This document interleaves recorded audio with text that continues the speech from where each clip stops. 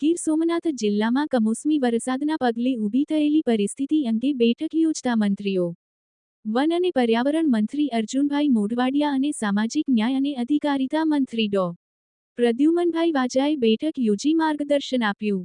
અસરગ્રસ્ત વિસ્તારોની મુલાકાત લઈ પરિસ્થિતિની જાણકારી મેળવી. વન અને પર્યાવરણ મંત્રી અર્જુનભાઈ મોઢવાડિયા અને સામાજિક ન્યાય અને અધિકારિતા, પ્રાથમિક, માધ્યમિક અને પ્રૌઢ શિક્ષણ, ઉચ્ચ અને તાંત્રિક શિક્ષણ મંત્રી ડો.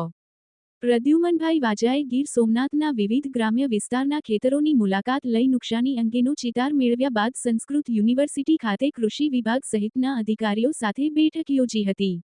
આ બેઠકમાં જિલ્લા ખેતીવાડી વિભાગ દ્વારા કમોસમી વરસાદ અન્વયે પાવરપોઈન્ટ પ્રેઝન્ટેશનના માધ્યમથી પાકની પરિસ્થિતિ વિશે ચિતાર આપવામાં આવ્યો હતો.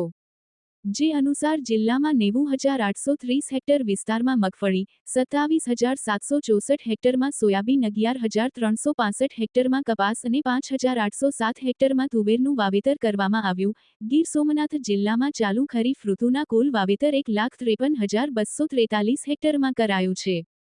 ડિઝાસ્ટર વિભાગના આંકડાઓ અનુસાર છેલ્લા 4 દિવસમાં સૌથી વધારે સૂત્રાપાડામાં 15 ઇંચ, ઉનામાં 10.5 ઇંચ, વેરાવળમાં 10 ઇંચ, કોડીનારમાં 8.5 ઇંચ તેમજ તાલાલા અને ગીરગઢડામાં 6 ઇંચ વરસાદ વરસ્યો છે.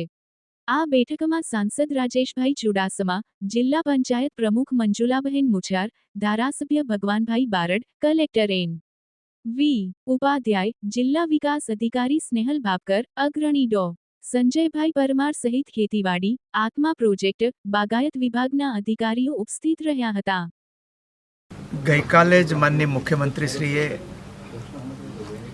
જે સંબંધિત મંત્રીશ્રીઓ હતા એમને સોંપેલા જિલ્લામાં પહોંચી જવાની સૂચના આપી હતી. તે સંદર્ભે આજે હું અને માનનીય શિક્ષણ વિભાગના અને સામાજિક ન્યાય વિભાગના મંત્રીશ્રી ડૉક્ટર પ્રદ્યુમ્ન વાજા, અમારી સાથે અહીંયાના સ્થાનિક સાંસદ રાજેશભાઈ, અમારા ડૉક્ટર સંજય પરમાર પ્રમુખશ્રી, ધારાસભ્ય ભગાભાઈ અને એ સિવાયના બધા જ બીજા આગેવાનો અને વહીવટીતંત્ર સાથે આજે અસરગ્રસ્ત વિસ્તારોની મુલાકાત લીધી અને એમાં પ્રતિનિધિરૂપ અમુક ગામોને અમે વિગતવાર સર્વે કર્યો છે.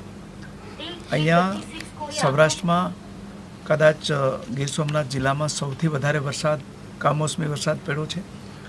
8 ઇંચથી માંડીને 15 ઇંચ સુધીનો વરસાદ અહીંયા છેલ્લા 4 દિવસમાં નોંધાયેલો છે.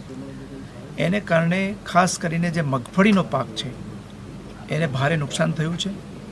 અમુક મગફળી છે એ ત્યાંથી ખેતરમાંથી ઉપાડી લેવામાં આવી છે.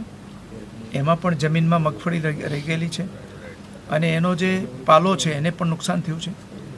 અમુક મગફળી ઉપાડીને એના ઉંડરિયા એટલે એનો નાનો જથ્થો ભેગો કરેલો છે એ સંપૂર્ણપણે પાણીમાં ડૂબી ગયેલા છે અને બાકી જે ઊભી મગફળી છે એને પણ નુકસાન થયું છે.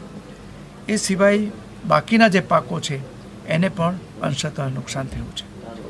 એટલે આ અમે પ્રાથમિક જાણકારી મેળવી છે સ્થળ ઉપર જઈને. આજે અત્યારે અધિકારીઓએ પણ અમને એ બાબતે વિગતવાર તાલુકાવાર માહિતી આપી છે. આ બધી માહિતીના આધારે હું અને મારા સાથી મંત્રી ડૉક્ટર પ્રદ્યુમ્ન વાજા બંને અમે આવતીકાલે કેબિનેટમાં માનનીય મુખ્યમંત્રીશ્રી સમક્ષ અહીંયાનો અહેવાલ આપીશું અને એને આધારે ખેડૂતોને કેવી રીતે આમાં મદદ કરી શકાય એ બાબતનો નિર્ણય લેવા માટે રાજ્ય સરકારને વિનંતી કરીશું.